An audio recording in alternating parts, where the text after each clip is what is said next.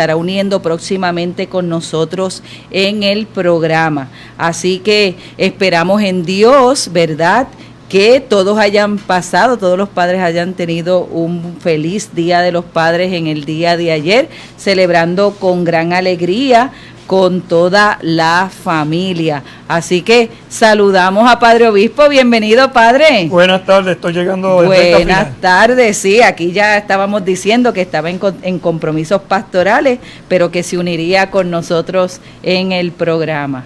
Bien, un saludo a todos. Reiteramos nuestra felicitación a los padres en su fiesta de ayer, a don Manuel, papá de Manuel, y a don Víctor, el tuyo, ¿verdad? Seguro que sí. ¿Y el de Gladys B, cómo se llama? ¿Cómo se llama su papá, Gladys B? Adalberto. En fin, padres que dan la vida y la dan sirviendo a su familia. Vamos a orar pidiendo la ayuda del Señor, esa ayuda que siempre sostiene en el camino de la fe.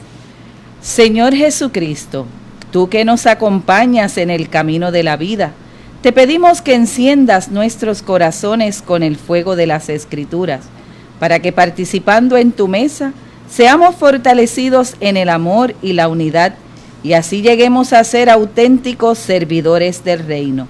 Tú que vives y reinas por los siglos de los siglos. Amén. Santa María de Guadalupe, ayúdanos a ser discípulos misioneros. San Juan Diego, ayúdanos a ser discípulos misioneros. Beato Carlos Manuel, ayúdanos a ser discípulos misioneros. Continuamos compartiendo, como decía al inicio, este segundo capítulo de la exhortación apostólica de la alegría del Evangelio del Papa Francisco en este mundo actual, en esta actualidad de este mundo, ¿verdad? Y que estos numerales que hemos estado compartiendo desde la semana pasada, vemos cómo es tan actual en nuestra realidad del hoy. Y la iglesia continúa y el Santo Padre nos invita a hacer esa iglesia en salida, aún en medio, ¿verdad?, de la pandemia, pero en este momento con mucha precaución, con mucha cautela. Pandemia y polvo de Sahara. Y polvo, no se ve nada, no se ve nada. Hay que cuidarse, use su mascarilla. Si no tiene que salir, pues mejor no salga. Si es asmático, tome las previsiones necesarias. Ánimo pues, seguimos avanzando, seguimos reflexionando y nos introducimos en un numeral nuevo. Algunos desafíos culturales que lo empezamos a compartir con ustedes la semana pasada, pero vamos a retomar este numeral. El número 61 dice: evangelizamos también cuando tratamos de afrontar los diversos desafíos que puedan presentarse. A veces, estos se manifiestan en verdaderos ataques a la libertad religiosa o en nuevas situaciones de persecución a los cristianos, las cuales en algunos países han alcanzado niveles alarmantes de odio y violencia. En muchos lugares se trata más bien de una difusa indiferencia relativista relacionada con el desencanto y la crisis de las ideologías que se provocó como reacción contra todo lo que parezca totalitario. Esto no perjudica solo a la Iglesia, sino a la vida social en general. Reconozcamos que una cultura en la cual cada uno quiere ser el portador de una propia verdad subjetiva, vuelve difícil que los ciudadanos deseen integrar un proyecto común más allá de los beneficios y deseos personales.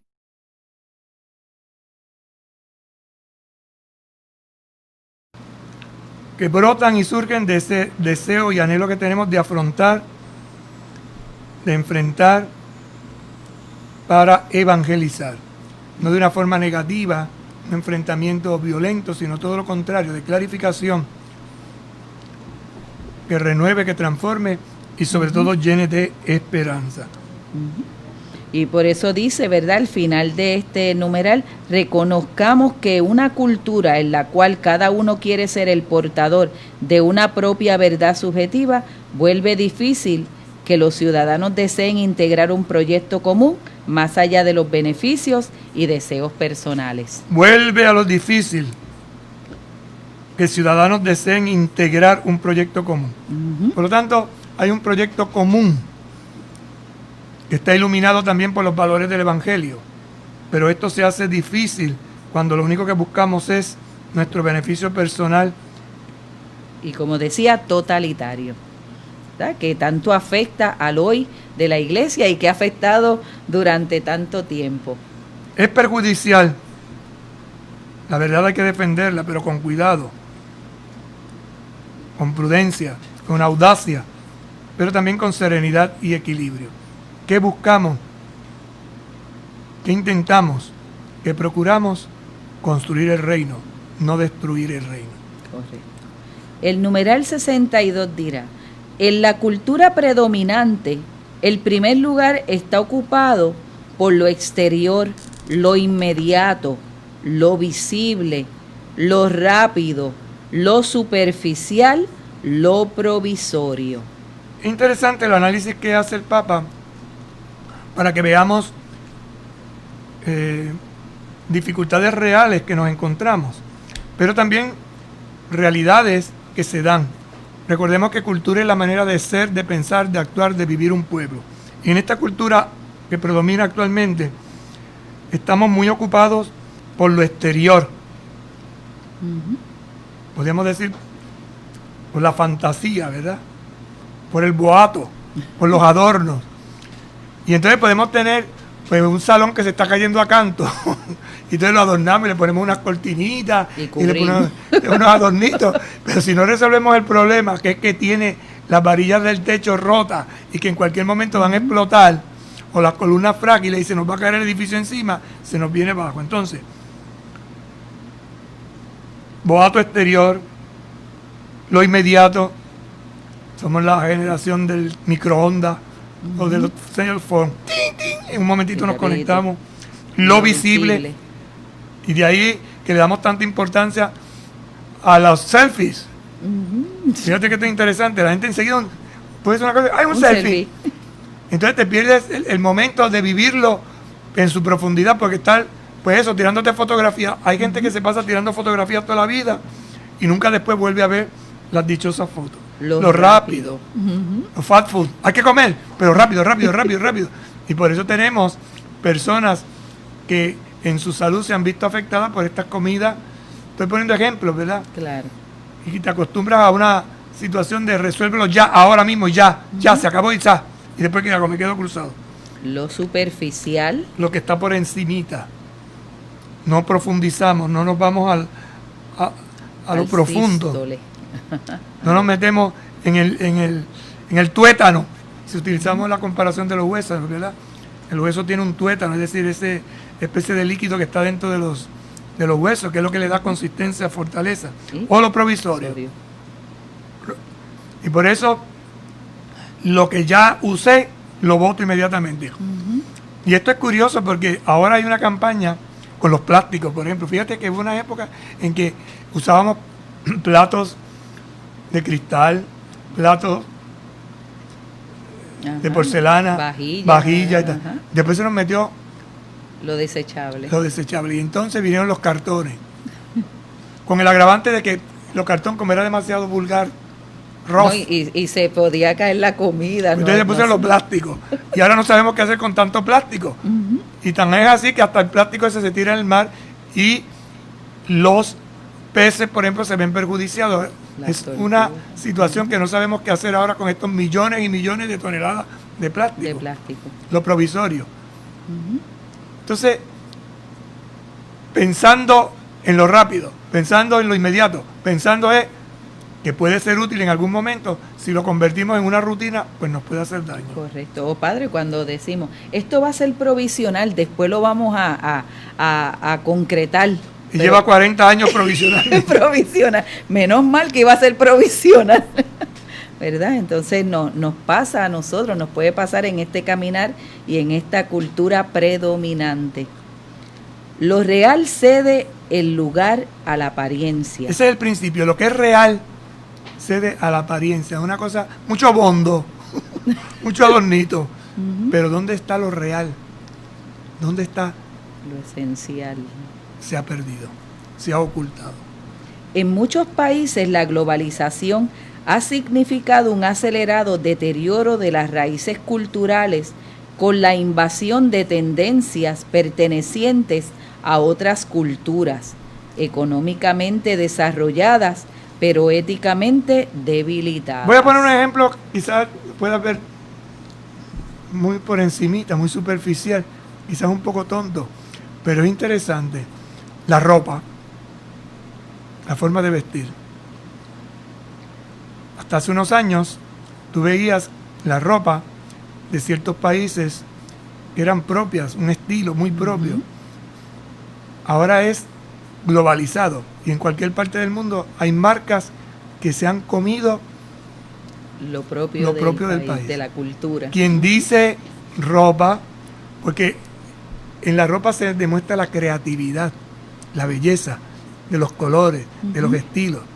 Pues dice también en la comida, dice también en la música. Podríamos hacer un listado de cositas. ¿Y qué ha sucedido? Que ciertamente algo ha ayudado a tener una visión global. Por eso a veces se dice que el mundo es una aldea. Una aldea, se ha convertido en una aldea. Todo el mundo, cualquier parte te encuentra. Esto de los celulares, tú vas a veces a la selva, curiosamente, y te encuentras con esto, con un celular. Yo recuerdo hace años, una de las misiones que me tocó ir, cuando estamos en plena selva y aparece... Es un indígena con un celular. Un muchacho joven, pero con un celular. Me chocó tanto. No había luz. No había luz eléctrica, pero había celular. ¿Cómo se lo habían ingeniado? Y no era porque lo lleváramos nosotros. Digo esto un poco son de risa. Y dice, no, ese es el progreso, ese es el avance, sí. Pero también puede ser la destrucción. La destrucción de esas etnias, como en Barranca del Orinoco, donde tuve la oportunidad de visitar también antenas de estas empresas grandes. Y tú dices, Dios mío, unos indígenas con todavía su etnia bien clara, pero ya metiendo todo lo que les hace perder su cultura, su esencia. Y eso no quiere decir que haya elementos de esa cultura que haya que purificar y mejorar y evangelizar. Pero el respeto es muy importante. Correcto. Continuamos. Así lo han manifestado en distintos sínodos los obispos de varios continentes. Los obispos africanos, por ejemplo, retomando la encíclica Solicitud Rei Socialis. Lo mencioné bien, padre. Sí. Ah, muy bien. Estoy aprendiendo poco a poco. Señalaron años atrás que muchas veces se quiere convertir a los países de África en simples piezas de un mecanismo y de un engranaje gigantesco. Es decir, una piececita, no dándole la importancia que tiene, no dándole podríamos decir, la parte que le corresponde, sino absorbiéndolos y no poniéndolos como parte de un proceso. En un cuadro, las piezas son importantes, los colores son importantes, y en este sentido, África tiene una cultura, un ambiente, una música, un ser propio. Si lo diluimos, perdemos. Esto sucede a menudo en el campo de los medios de comunicación social, los cuales, al estar dirigidos mayormente por centros de la parte norte del mundo, no siempre tienen en la debida consideración las prioridades y los problemas propios de estos países, ni respetan su fisonomía cultural. Van dando ahora los obispos distintas orientaciones o claves. Recordemos que aquí va a hablar de obispos de los 5 continentes, y estos continentes tienen sus particularidades. El Papa trata de integrar en este mosaico las distintas visiones, pero para que nos demos cuenta que hay una unidad fundamental, hay un problema y a todos nos preocupa. Igualmente, los obispos de Asia subrayaron los influjos que desde el exterior se ejercen sobre las culturas asiáticas. Están apareciendo nuevas formas de conducta que son resultado de una excesiva exposición a los medios de comunicación social. Eso tiene como consecuencia que los aspectos negativos de las industrias en los medios de comunicación y de entretenimiento ponen en peligro los valores tradicionales. Interesante, ¿verdad? Me estaba pensando en las extravagancias. lo estaba leyendo, yo me estaba imaginando una pasarela. Entonces en una pasarela tú ves las cosas más extravagantes que te puedas imaginar, de ciertas modas. Ay, Dios mío. Entonces, criticamos vestidos o criticamos diseños que son fruto de una etnia, de una cultura propia, y no nos damos cuenta que hay otra etnia, no debía utilizarlo, pero otro estilo de, y hay personas que se empeñan en imponernos unos criterios que tú dices, pero qué cosa más absurda, pero como es la moda. Y esa moda absorbe y destruye valores esenciales de una cultura. Dice el Papa en el número 63, la fe católica de muchos pueblos se enfrentan hoy con el desafío de la proliferación de nuevos movimientos religiosos, algunos tendientes al fundamentalismo y otros que parecen proponer una espiritualidad sin Dios. Fundamentalista es aquella persona que es a rajatabla. O sea, no ve más allá, perdonen la expresión, quizás dura, pero un poco real. El fundamentalista es como un caballo con gringola. No mira ni a derecha ni a izquierda. Cuando usted le ponen unas gringolas, usted pierde la visión que da el ojo. Correcto. Que es amplia, tipo abanico. Usted le pone unas gringolas, ya usted solo único está enfocado en una cosa. Eso es un fundamentalista. Y hay fundamentalistas religiosos y hay fundamentalistas políticos y deportistas, porque hay gente que te habla del deporte o de una cosa y es obsesivo, ¿no? Pero están los otros. ¿Y cuáles son los otros? Los contrarios. ¿Cuáles son los contrarios? Los que proponen una espiritualidad sin Dios. Dios ha muerto, Dios ha sido sacado. Y los valores entonces que nos hacen entender que estamos como criaturas sujetos al proyecto de Dios, desaparecen.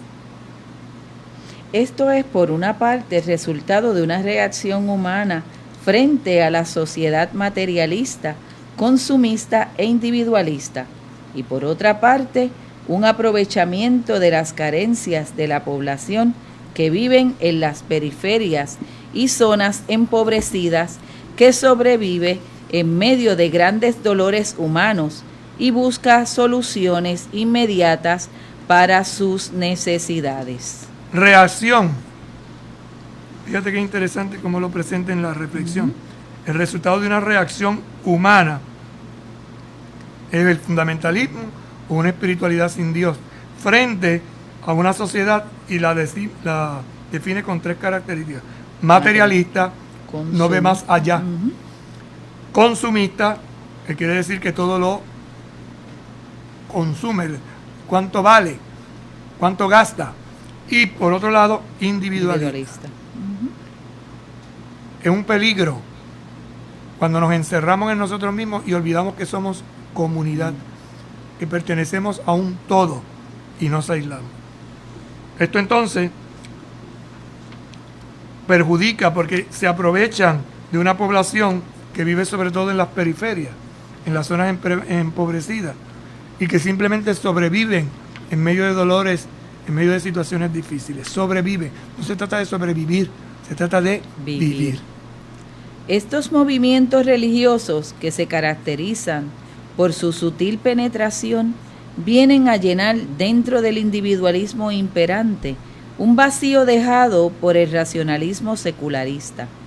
Además, es necesario que reconozcamos que si parte de nuestro pueblo bautizado no experimenta su pertenencia a la Iglesia, se debe también a la existencia de unas estructuras y a un clima poco acogedores en algunas de nuestras parroquias y comunidades, o a una actitud burocrática para dar respuesta a los problemas, simples o complejos, de la vida de nuestros pueblos. Interesante cómo el Papa se lanza, como diríamos nosotros, se tira de pecho y coge el toro por los cuernos, es decir, no se anda ahí por las ramas, va directamente, dice, ¿por qué sucede esto? Porque hay una experiencia espiritual muy fuerte, en el sentido de que hay un vacío, y este vacío está sostenido por un secularismo racionalista, es decir, solo se asume Solo se discute lo que la razón toma como decisión, pero esto desde un punto de vista secular, es decir, donde lo del mundo envuelve y mata lo espiritual. La iglesia hace una propuesta espiritual, entendiendo por el espiritual un camino, una apertura que lleva a Dios. Si nos quedamos solamente en lo material y no trascendemos, nos vamos poco a poco estrangulando, porque el ser humano no solo es cuerpo, no solo es materia, es sobre todo espíritu. Es un espíritu que se ha encarnado, ¿no? Y se tiende a que seamos una carne que llegue a ser espíritu, porque ese es el proceso de santificación, cuando lo espiritual va progresivamente transformando lo material. Es un poco difícil, ¿verdad?, de entender a primera vista, pero si nosotros nos quedamos simplemente con lo visible, con lo material, y no trascendemos, como decimos en el credo, a lo invisible, a lo espiritual, nuestra vida no tiene sentido. Y esto, compartiendo este numeral, padre, me remontaba cuando compartíamos con nuestros radioescuchas a la exhortación del llamado a la santidad, los dos enemigos sutiles que se van introduciendo, ¿verdad?, en el gnosticismo y el pelagianismo. Y esto se da en estructuras, y las estructuras viven, perviven, sobreviven en las parroquias.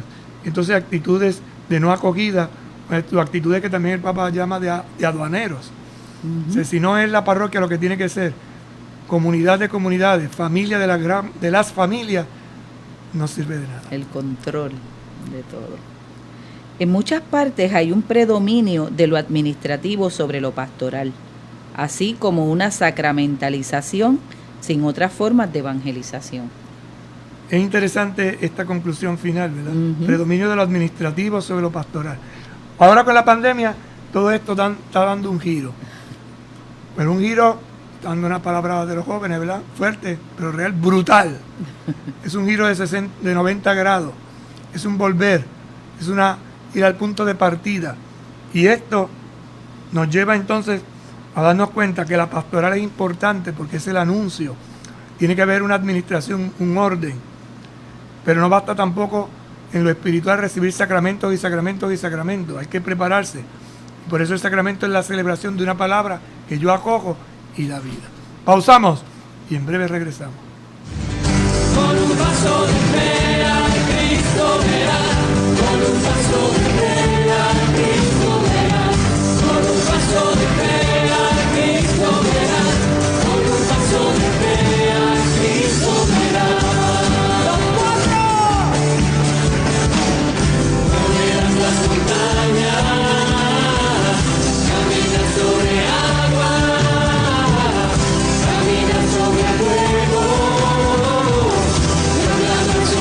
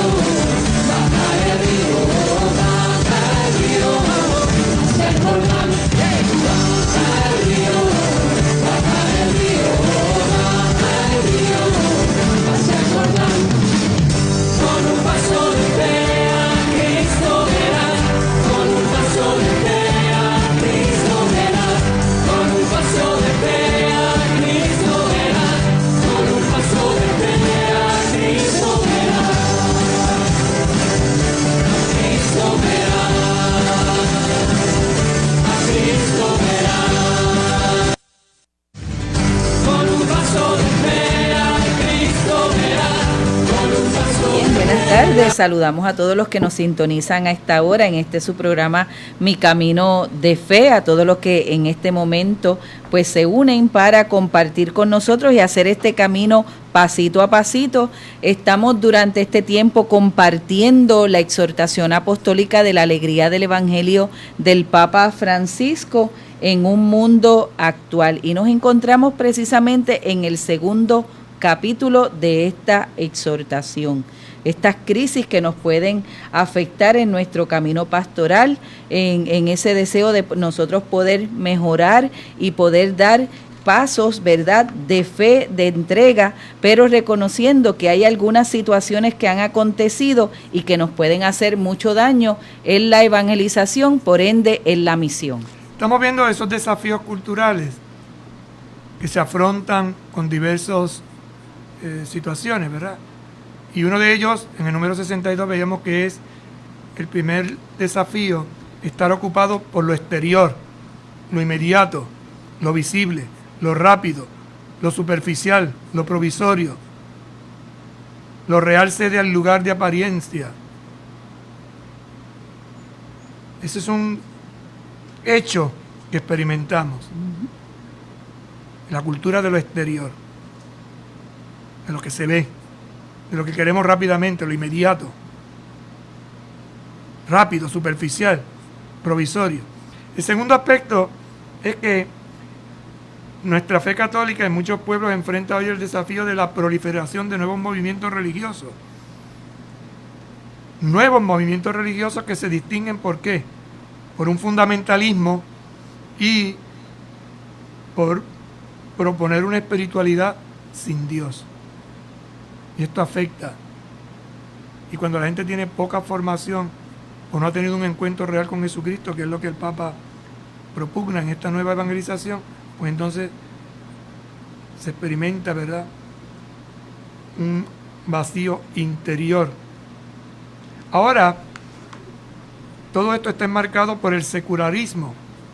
Vamos a ver en este número siguiente, el 64, cómo se da ese proceso de secularización. Aquí llamamos secularización. ¿De dónde viene esa palabra? Secular quiere ver con el mundo. Nosotros, siguiendo las palabras de Jesús en el Evangelio, estamos en el mundo, pero no somos del mundo. Porque el mundo no se refiere a las cosas materiales, sino a una mentalidad que nos aleja del verdadero Dios. Vamos a ver este número, cómo es el proceso que se da de secularización. El proceso de secularización tiende a reducir la fe y la iglesia al ámbito de lo privado y de lo íntimo. Entonces reduce la fe y la experiencia de la iglesia a lo privado y a lo íntimo. Propiedad privada. Usted quiere hacer su religión, hágala privadamente, íntimamente. Que no influya en la sociedad.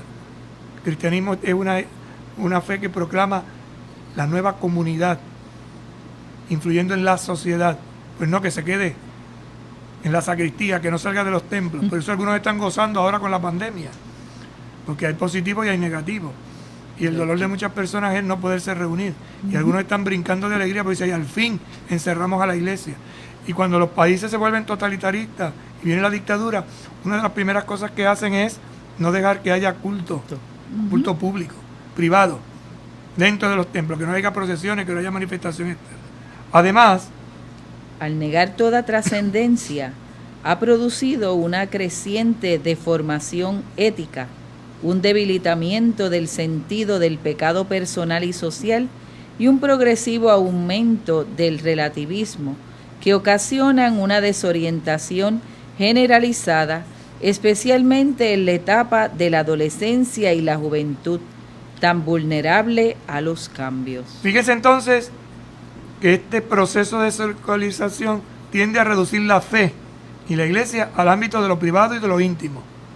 Esto implica que cuando negamos la trascendencia, es decir, cuando negamos la acción de Dios más allá, nos lleva a mirar las cosas desde otro punto de vista, se produce una creciente deformación ética. Y ética son los valores de la acción, el ethos, la moral, la línea de pensamiento, la línea de opciones, un debilitamiento del sentido del pecado personal y social. Y eso es pecado. ¿Y por qué? Y entonces tendemos a relativizar. Además, un progresivo aumento de relativismo. Ah, pues sí, ah, pues no. Pues me gusta o no me gusta, me conviene o no me conviene. Y nos dejamos llevar simplemente de los instintos. Y no miramos el valor más allá de lo que a mí me pueda satisfacer. ¿Qué ocasiona? Una desorientación generalizada. Especialmente en quienes, la generación nueva. Los adultos tenemos la obligación de transmitir unos valores. El joven, al sentirse desorientado, no lo acepta, lo rechaza de plano. Y ahí es que viene entonces esta gran desorientación de nuestros jóvenes, que muchos incluso llegan hasta el suicidio, porque cuando se pierde el sentido de la vida, la desorientación es tanta que se ahoga con la bebida, con el alcohol o con las pasiones desordenadas. Como bien indican los obispos de Estados Unidos de América, mientras la Iglesia insiste en la existencia de normas morales objetivas, válidas para todos. Importante eso, ¿qué es lo que existe? ¿Por qué a la Iglesia la atacan tanto? Pues ahí tienen una clave. Porque la Iglesia insiste en la existencia de normas morales objetivas, válidas para todos. No robar es una norma objetiva. Defender lo que la vida es otra norma objetiva. Pero cuando esto se pierde el sentido, entonces robamos o entonces matamos. Y nos preguntamos el por qué. Ni siquiera la Iglesia te va a decir que no, que hay una norma, el valor a la vida, el respeto a lo ajeno, entre otras cosas. Hay quienes presentan estas enseñanzas como injustas, esto es, como opuestas a los derechos humanos básicos.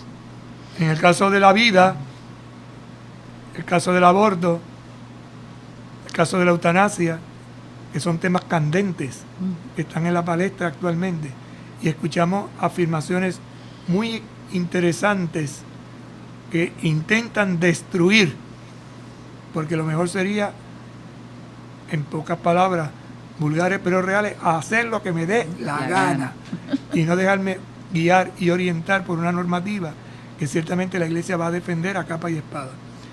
Aunque eso es violencia, a capa y espada. Hay que cambiar ese lenguaje. Ese lenguaje. Tales alegatos suelen provenir de una forma de relativismo moral que está unida, no sin inconsistencia, a una creencia en los derechos absolutos de los individuos. Pongo e insisto en esto de la vida porque este es el problema central que es fácil de entender en el aborto. Se lucha por el valor de la vida y una mujer no tiene derecho a destruir la vida que no le pertenece, porque el niño que se está gestando es otra vida. Y entonces ahí es que vienen estos argumentos de ataque o de elección, el pro-choice o no choice. Hay muchas cositas que a veces uno dice, pero bueno, ¿qué es lo que defiende en sí la Iglesia? Los valores que trascienden más allá de lo que podemos nosotros defender o buscar individualmente. No es solamente mi gusto, y toda acción tiene sus consecuencias. En este punto de vista se percibe a la Iglesia como si promoviera un prejuicio particular y como si interfiriera con la libertad individual. Teniendo presente que la libertad no es hacer lo que a mí me da la gana, sino la libertad es hacer aquello que verdaderamente está en beneficio del bien común. Vivimos en una sociedad de la información que nos satura indiscriminadamente de datos, todos en el mismo nivel, y termina llevándonos a una tremenda superficialidad a la hora de plantear las cuestiones morales. Interesante, ¿no? Todo en esta sociedad viene por la información, y si lo dice San Google, olvídate. Y hay gente que es curiosamente adicto a Google. Y hay una serie de noticias falsas, fake, que las creen a pie juntillo y lo siguen promoviendo y no se preguntan, no se cuestionan. No es que lo dice allí, pero usted tiene datos de eso. No es que dijeron. No todo es verdad. Los 3 filtros. de No, Sócrates. Ujú. Conviene, es verdad, es bueno, me es útil, Útil. Ujú. pero ¿en beneficio de qué? De un valor superior. Por consiguiente, se vuelve necesaria una educación que enseñe a pensar críticamente y que ofrezca un camino de maduración en valores. Esto es lo que hace la iglesia, esto es la evangelización. Una educación que enseñe a pensar críticamente el análisis de esa realidad. Y desde ahí ofrecer Un camino de maduración en valores. maduración en valores. Es lógico que un joven, un adolescente, cuestione ciertas cosas, pero es más lógico que el adulto sepa darle las respuestas correctas y verdaderas. Y no simplemente dejarme llevar o manipular esa personita o esa persona que está en desarrollo y que tiene derecho a conocer la realidad y que tiene derecho a conocer la verdad que iluminará su realidad. Y evadir esas preguntas o esos cuestionamientos, ¿verdad? Porque no es saludable para este adolescente que está deseoso de aprender, pero entonces, ¿qué hace? Se puede ir por otro camino y buscar respuestas no verdaderas que lo lleven a cometer más errores o a tomar decisiones erróneas en la vida. Siempre lo más fácil es lo mejor. Siempre lo más fácil es lo mejor para algunos. El esfuerzo, usted quiere sacar una buena nota, tiene que esforzarse, tiene que estudiar.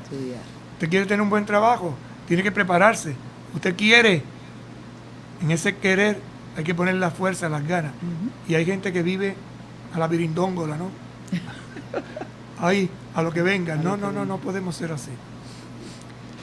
A pesar de toda la corriente secularista que invade las sociedades en muchos países, aún donde el cristianismo es minoría. Porque es una invasión. O sea, algo que tenemos que tener bien claro es que hay una corriente que está en guerra, tratando de destruir, de transformar, de cambiar esos valores fundamentales. La Iglesia Católica es una institución creíble ante la opinión pública, confiable en lo que respecta al ámbito de la solidaridad y de la preocupación por los más careciados. Sí, por los que no tienen las cosas necesarias. Entonces fíjense que la iglesia es institución creíble. Por eso cuando el Papa habla, se le escucha. Porque no es simplemente un invento. El Señor me dijo a mí. No, es que esto del Señor me dijo a mí tiene un fundamento. Y tiene un fundamento en la credibilidad de unas acciones que demuestran que siempre se sale en favor de los más débiles y necesitados. En repetidas ocasiones ha servido de mediador en favor de la solución de problemas que afectan a la paz, la concordia, la tierra, la defensa de la vida, los derechos humanos y ciudadanos. Fíjate que siempre sirve la iglesia como puente, como mediadora. No solo se media ante Dios, sino que esa mediación ante Dios nos lleva también a mediar entre los humanos de la tierra. Y cuánto aportan las escuelas y universidades católicas en todo el mundo. ¿Por qué? Porque dan una educación de calidad, una educación que hace crecer críticamente en el análisis y buscar alternativas de solución.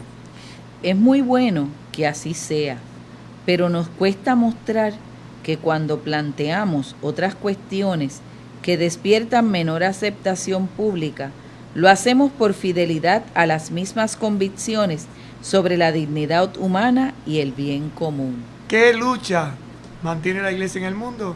La lucha en favor de la dignidad humana y del bien común, en nombre de Jesús. Por eso muere Jesús. Entonces el reino tiene que ver con la dignidad humana y todo lo que hace daño a la dignidad humana tiene que ver con el bien común, y todo lo que hace daño al bien común está, podríamos decir, en constante llamada a ser evangelizado. Por eso nos metemos en temas muy candentes, muy picantes, y a la iglesia se le señala precisamente por su fidelidad. Nos dirá el Papa en el numeral 66. Ahora da un paso más adelante. Ahora va a hablar de la familia. Fíjate que va progresivamente, ¿no?, diciéndonos, la corriente secularista, que es reducir la fe y la iglesia al ámbito de lo privado y lo íntimo, influye en la sociedad. Dentro de la sociedad hay un núcleo fundamental, y ese núcleo fundamental es la familia. Por eso este número va dedicado a la familia. Ay, padre, yo quiero cambiar de libro con usted. Que me gusta el suyo. Sí, está mal escrito el suyo. La familia atraviesa una crisis cultural profunda. Este es el número 66.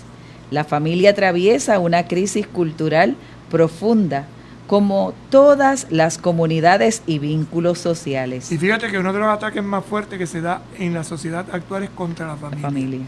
Hay crisis. Pero toda crisis lleva a crecimiento. La palabra crisis significa es tropiezo. Cuando uno se encuentra en el camino una piedra, un tropieza, eso le hace a uno mejorar. Entonces, de esta lucha, ciertamente la familia saldrá fortalecida. En el caso de la familia, la fragilidad de los vínculos se vuelven especialmente graves porque se trata de la célula básica de la sociedad. La célula básica de una sociedad es la familia, porque la familia funda la sociedad. Hombre y mujer se unen en matrimonio y por esa unión de amor surgen las nuevas personas, las nuevas criaturas, y eso da paso a la sociedad. El lugar donde se aprende a convivir en la diferencia y a pertenecer a otros, y donde los padres transmiten la fe a sus hijos. Eso es la familia. ¿Qué es la familia? El lugar donde se aprende a convivir en la diferencia. Porque fíjate que en una familia hay variedad. Hombres, mujeres, jóvenes, adolescentes, ancianos, niños. Hay abuelos, hay padres, hay tíos. Es interesante. Es un microcosmo. Entonces, se aprende a vivir en las diferencias. Somos diferentes, pero nos sentimos pertenecientes el uno a los otros. El matrimonio tiende a ser visto como una mera forma de gratificación afectiva que puede constituirse de cualquier manera y modificarse de acuerdo con la sensibilidad de cada uno. Entonces, mira cómo va definiendo. Hablamos de sociedad. En la sociedad hay un núcleo fundamental que es la familia. Pero para que haya familia, se necesita que haya matrimonio. Y el matrimonio, aquí viene una de las crisis, dice, tiende a ser visto como una mera forma de gratificación afectiva que puede constituirse de cualquier manera y modificarse de acuerdo con la sensibilidad de cada uno. Por eso es la lucha de esta redefinición que quieren hacer del matrimonio.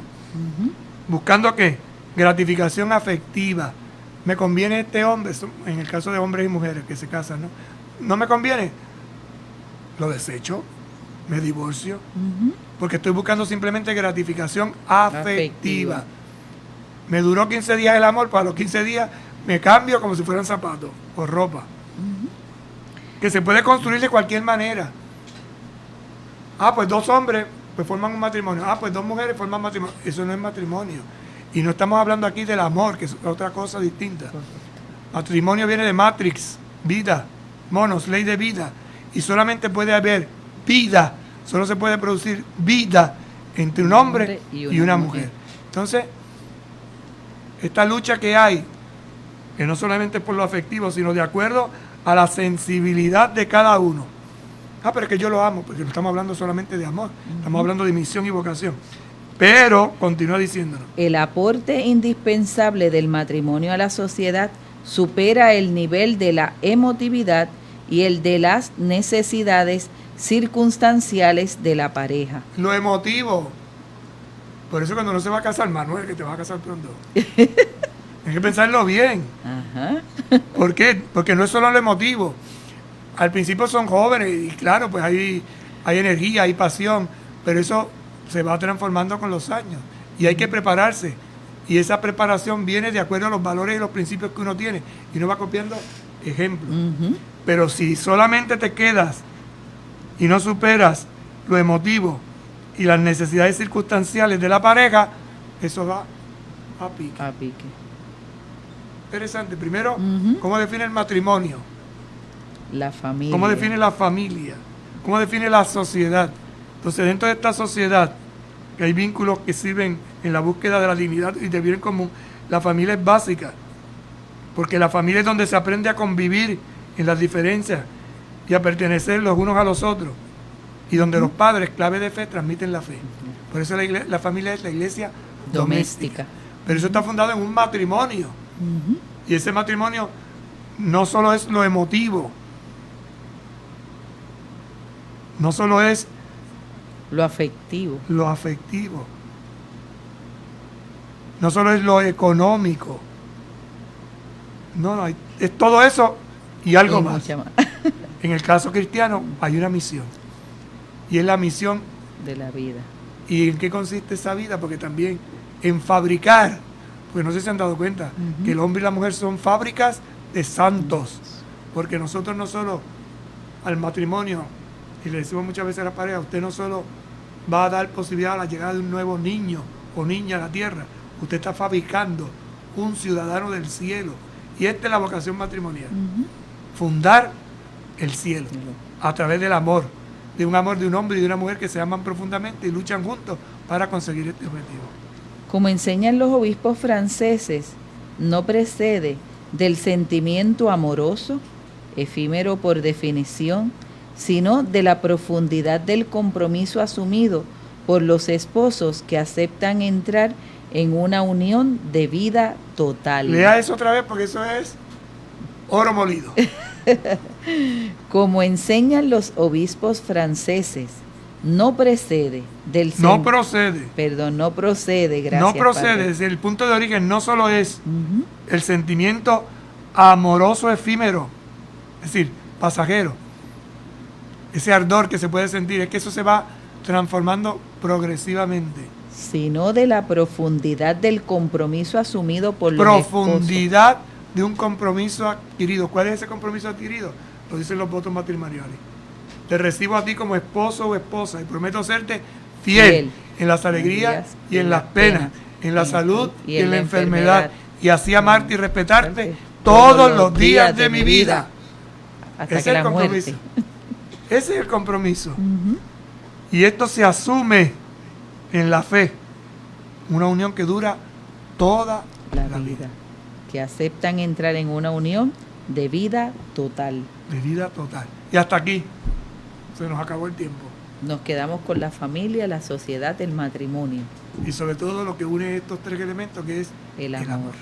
Vamos a pedirle al Señor que nos ayude, que la Virgen sea nuestro sustento y nuestro amparo.